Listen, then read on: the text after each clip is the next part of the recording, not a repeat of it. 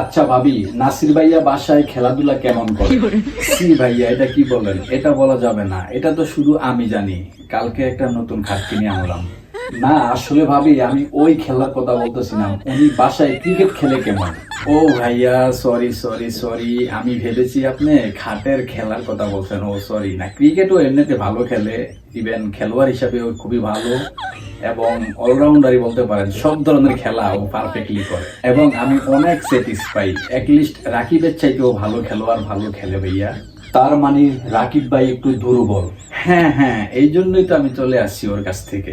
কিন্তু ভাবি, আপনার তো একটা মেয়ে আছে রাকিব ভাইয়ের কাছে, যদি তিনি খারাপ খেলোয়াড়ই হয় তাহলে এটা আসলো কোত্থেকে?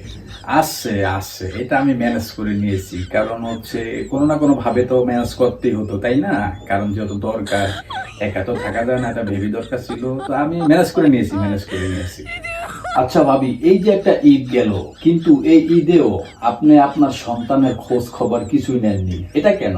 আসলে ভাইয়া, আপনারা তো নাসিরকে চিনেন, ও এত দুষ্ট, এত দুষ্ট, কোলের থেকে নামতে চায় না, বুকের দুধ ছাড়া বাইরের কোনো খাবারই খাবে না।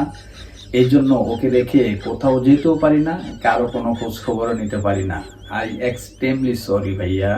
এই যে দেখুন না, বাবুটাকে রেখে এখন এখানে আসলাম, অলরেডি অনেকগুলো ফোন দিয়ে দিয়েছে, ফোনও ধরতে পারি না। এখন বাসায় গেলে ওয়া ওয়া করে কানবে দুধ খাওয়ার জন্য। আমি কি এখন যেতে পারি ভাইয়া?